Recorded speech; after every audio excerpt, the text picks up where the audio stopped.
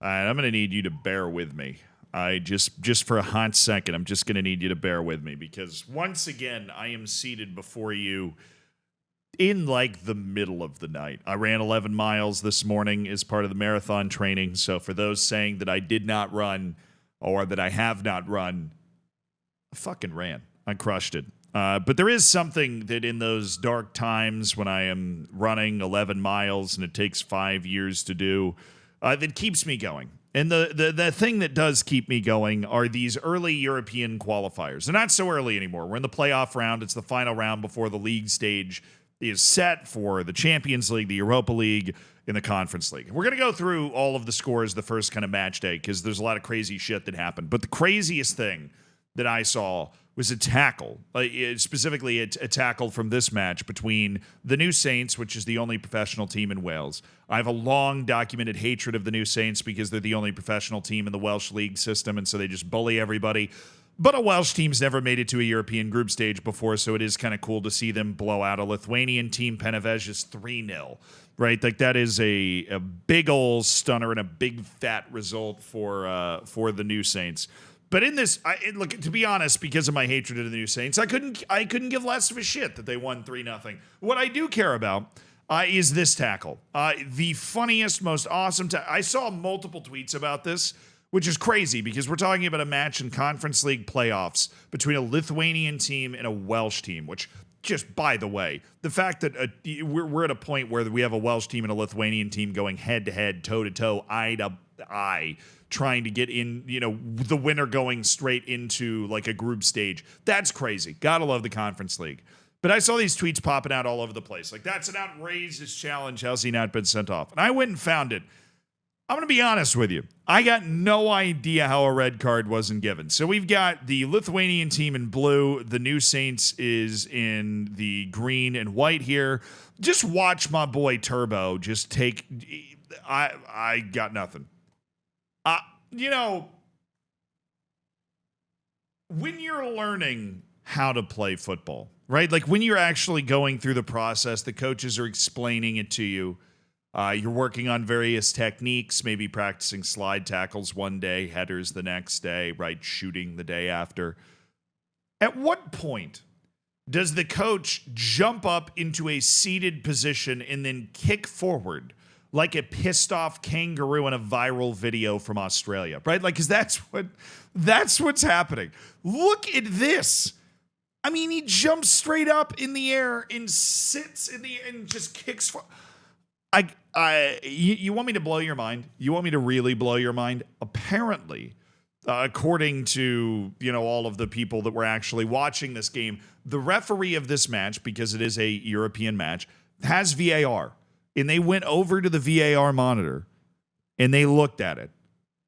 They actually looked at this play every way, upside down, forwards, backwards, left and right, and twice on Sunday, right? They looked at this play every way that they could, the way they do in VAR, just long enough to be annoying.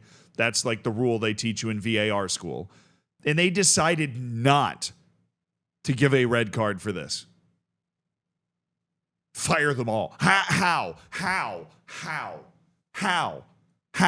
Look at where he is.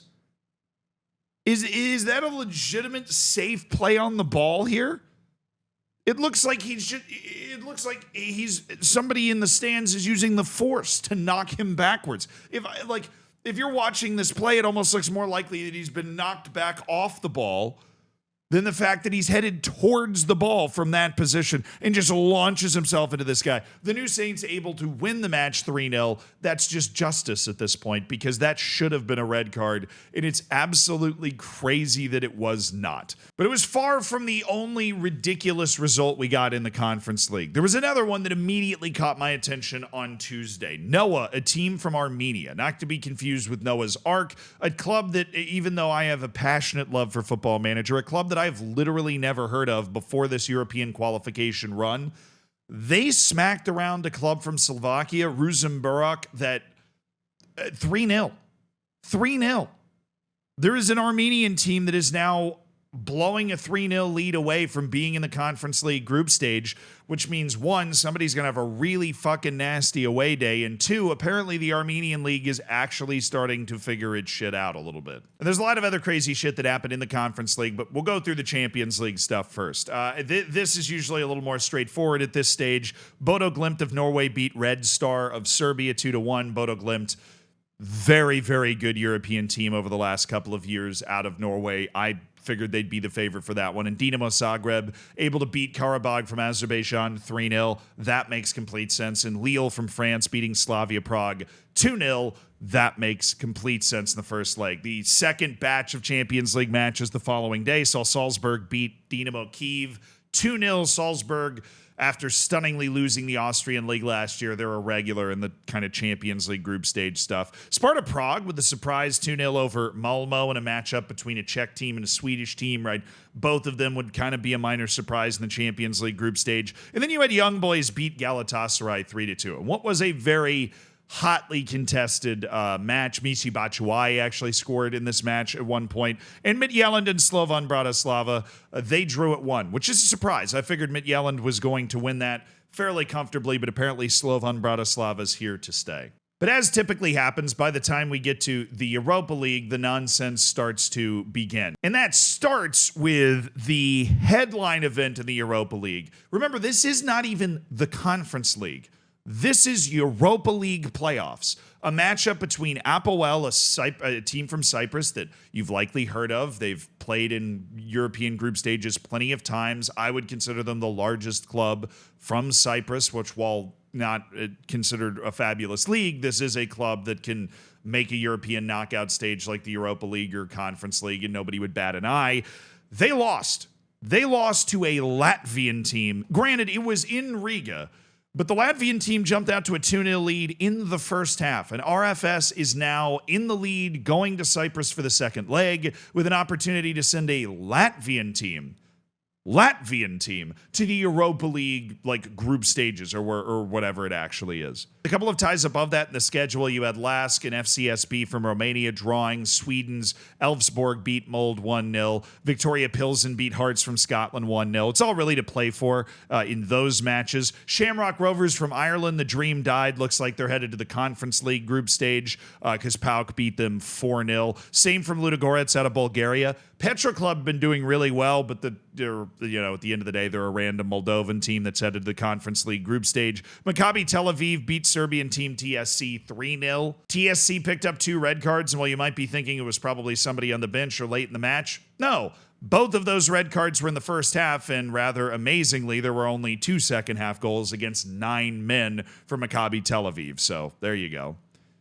Anderlecht beat Dinamo Minsk 1-0. Ajax managed to come from behind after Jagiellonia went out in front and win 4-1. So Ajax, after their ridiculous penalty shootout against Panathinaikos in the last round, is looking good to at least make it to the Europa League group stage. And Braga beat SK Rapid Wien 2-1. Couple of interesting ones. Ferencváros from Hungary drew a Bosnian team, so a Bosnian club might actually be able to make the Europa League group stage, which, considering the teams that are normally in the Europa League group stage are what is now a league stage, having a Latvian team and a Bosnian team within striking distance of actually being able to play at that level it's beyond insane. I mean, it is really, really, really crazy. But the match of the round in the Europa League was Lugano and Besiktas. It was 1-1 after 34 minutes. Besiktas jumped out to a 3-1 lead, and this is on the road, mind you, so it's looking like they're going to be able to just put this away before Lugano is able to score 2 goals in 7 minutes to tie the match at 3 and send it to, obviously the Turkish side's still going to be a favorite here in Besiktas, but, shout out to Lugano for being able to keep it interesting and spicy so that I can at least mention that matchup next time. But I promised you Conference League ridiculousness, and we have now finally arrived at the Conference League. Now, this Conference League section includes what I and many other people would consider the miss of the century, but we're going to save that. But before we get into that, I want to give a huge shout out to the Lincoln Red Imps of Gibraltar, because after going behind 1-0 at home, they managed to actually score 2 goals and take a first match win against Larne from Northern Ireland. Gibraltar has clearly shown out over the course of this European qualification, a league representing a country of less than 40,000 people, a league where they're in just 3 football stadiums in the entire country. And Lincoln Red Imps has made a European group stage before. They are on track to potentially be able to do it again. I would say they are at least the favorite going into the second leg, so that is awesome. Now for the miss. I'll preface this with Chelsea did manage to win at home 2-0 against Servette, which I went into this being a little worried for Chelsea. It was 0-0 at the half. They got a penalty in the 50th minute that kind of greased the skis, and Madueke scored in the 76th minute to really push it over the line. But Servette made the last 16 in the Conference League last year. This is a way harder draw than you would hope for in a round where there's teams from Gibraltar and Northern Ireland and so on and so forth. Chelsea wanted a multi-goal cushion going to Switzerland. They've got it.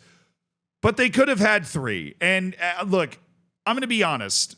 I realize that professional athletes are way better at sports than I ever am going to be. But it is amazing to watch people that get millions to kick a ball essentially fail in the way that Mark Guiu is going to fail here. I realize I probably said his name wrong, but in my defense, I couldn't find him on the Chelsea pronunciation guide because it looks more like a dictionary. I went to a high school of about 2,500 kids, and the roster between Chelsea and my high school looks very familiar. Like it's got almost kind of like a warm, comforting feeling for me to look at it. But this guy, Mark, my G, he makes a nice play initially. He deflects the ball away from the goalkeeper, and then, this really just looks like a Football Manager play.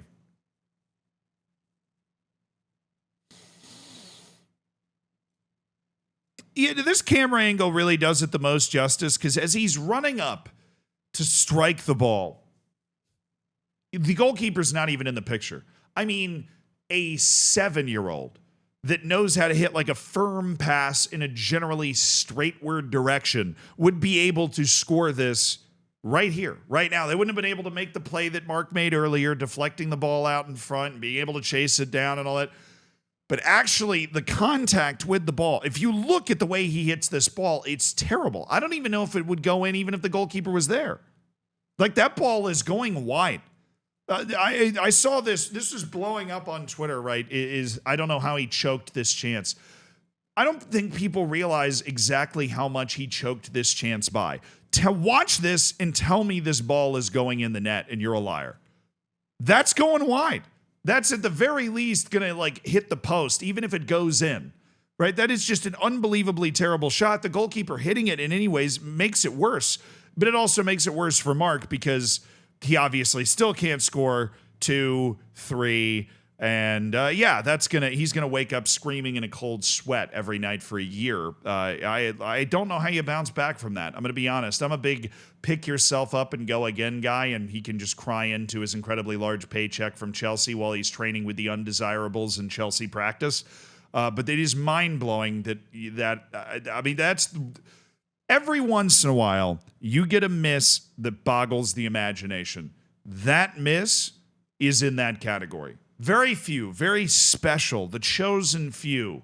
And I'm just glad we've been gifted another one. As for the other big teams, Lens from France managed to win against Panathinaikos. Irish team St. Pat's Athletic held Başakşehir from Turkey to a 0-0, which catches the eye. The Real Betis managed to beat Ukraine's Krivbas 2-0. Heidenheim from Germany in their first ever European match beat Häcken from Sweden 2-1, which must have been a cool experience. Copenhagen beat Kilmarnock 2-0. So after surviving the previous round on penalties, Copenhagen seemed to have awoken from their slumber. And another Armenian team, Punic Yerevan, managed to beat Celje from Slovenia, which means we might get 2 Armenian teams into the Conference League group stage. And I say we there as fans of ball. Who doesn't want 2 Armenian teams in a European group stage? That sounds awesome. But I skipped over a couple that I'm going to throw in some special shout-outs for. 1, Klaksvik, the Faroe Islands team that became the first Faroese team to ever make it to a European group stage in the Conference League last year, went behind 1-0 and gave up a red card at home in the first half, but then scored 2 goals in the second half, including my boy Arnie Frederiksberg from the penalty spot to take a 2-1 lead before HJK broke their hearts in the 92nd minute to equalize. But honestly, considering they were down 1-0 and a man in the first half, 2-2, not the worst thing in the world going to Finland against HJK. The return of David De Gea was interesting. Fiorentina, David De Gea's new club, played Puskas Akademika, or Puskas Academy, as it's written on this particular site, and promptly, at home, went behind 2-0 in 12 minutes. Now, obviously, the first one being a penalty. Like, I saw nothing that was saying De Gea was playing a terrible game. I was streaming while this match was going on. How dare I? I just don't know ball, and I'm not dedicated to the sport. I don't know what to tell you. But Puskas Academica getting 2 goals in 12 minutes on David De Gea as he's back in Europe.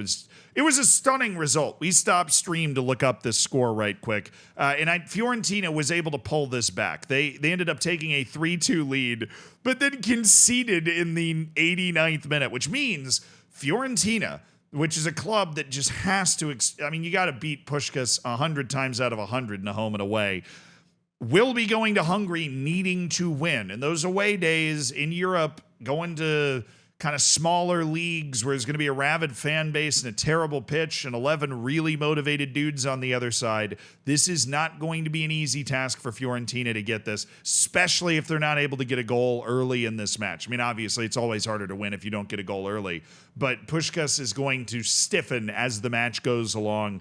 This has all the makings of some crazy nonsense, and I'm a fan of crazy nonsense.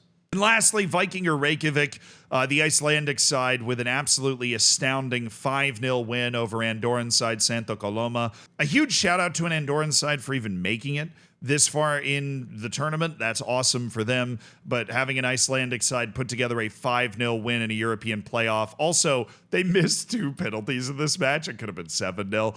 And Santa Coloma got a red card in the first half, as you can see right here as well. It was a completely chaotic and full of nonsense type match. But Iceland has a team that will be going to the Conference League group stage, and it is Vikingur Reykjavik. Of course, this is accounting for them not going to Andorra and losing by at least 5. If they do, then boy, I'm going to look like an idiot, aren't I? But as much as it pains me, this is the second to last time we get to do this, at least this year, because the European qualification rounds, they're almost over. Moment of silence or something. I need to go to sleep. I really need to go to sleep.